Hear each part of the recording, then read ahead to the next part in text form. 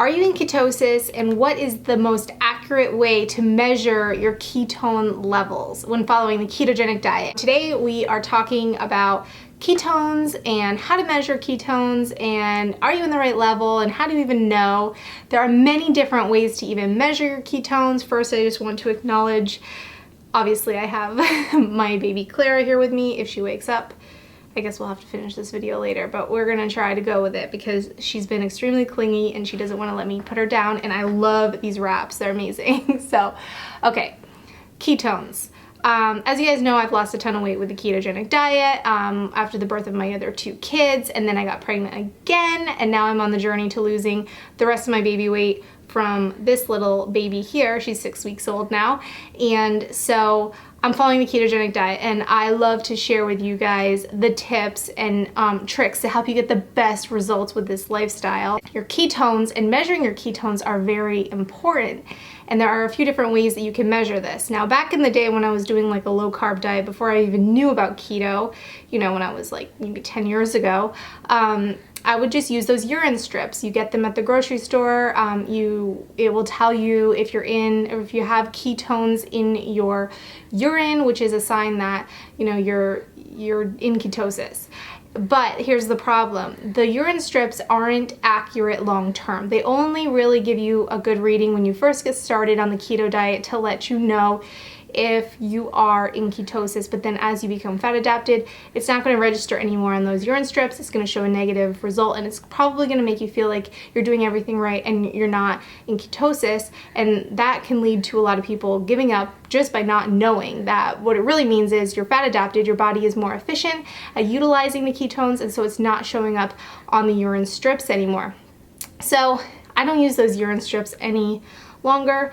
I just really don't think that they're worth it anymore. But what I do like to do is use the blood ketone measurement, because that's the most accurate way to tell if you're in ketosis and what your ketone levels are at any given point of the day. Now, I personally have this one blood meter that I love. This video is not sponsored by them in any way. I just personally like them, and so I'm going to share with you why I like them because they're inexpensive and it's an easy read, and I'm able to check my ketone levels throughout the day, and you know, it just makes it very simple. So what you want to know is what levels are you looking for, and what's the optimal level of ketosis when you are checking your blood. So if you get one of these blood meters, don't be overwhelmed when you get it in the mail. It's actually really simple. You open it up, everything's ready to go. You prick your finger, you put it on the little strip, and it's going to tell you within 5 seconds what your ketone levels are. Millimoles per liter. So if you're showing a reading of 0 to 0.5, that basically means you're not in ketosis. It's not even worth it to even track it. You're not there. So if you're showing that 0 to 0.5 millimoles per liter, then you are not in ketosis, and you need to figure out what you're doing wrong, because you clearly are just not eating the right foods. You need to eat more fats, you need to eat less carbohydrates and less proteins. And so now there are some times when you might be measuring 0 to 0.5 and you actually are in ketosis, and that would be if you are working out with a vigorous workout, and your ketone levels can actually drop in your blood, but you're still in ketosis, especially if you're fat adapted. Now, light nutritional ketosis is considered when you're showing a reading of 0.5 to 1.5. And so light nutritional ketosis is great. It's a great way state of being to be in. You're gonna feel amazing, you're gonna have great energy, and it's good to be there. If you want to increase those levels from that point, you definitely want to have more fats and less proteins. Now, the optimal reading that you want to get for fat loss, if your goal is fat loss, which the reading that shows that your body is really utilizing the fats off your body and burning them for fuel, and that would be 1.5 to 3. That's the reading that's going to put you in the optimal level of ketosis, and that's really where you just kind of want to hang out all the time throughout the day. Like I said though, it might fluctuate after a meal if you have too much protein in a meal, if you're checking your ketones right after eating and it drops down a little bit, that is normal, that's okay.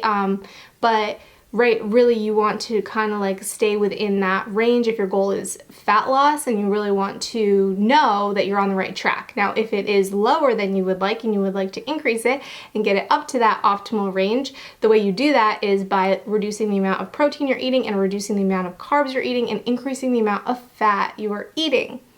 And intermittent fasting also helps with this as well. That will help you burn more fat for fuel at resting, and if you can go longer in between your meals without eating, like no snacking, that will also help you. But these little meters are a great way to help you stay on track, and that's my goal, is to help you guys, my followers, everyone who is a part of this little community with me, to stay on track for the long term, and to have some way of measuring that's not the scale, because the scale can lie to you, the scale can tell you that you're not doing great, but when you see it on the meter that you are in ketosis and you're doing everything right and you're following through, even if the scale's not budging, you know that magic is happening within you and to keep going and doing what you're doing. And so that is a great way to track that. So if you want to learn more about the keto meter that I use, I'll put the link in the description.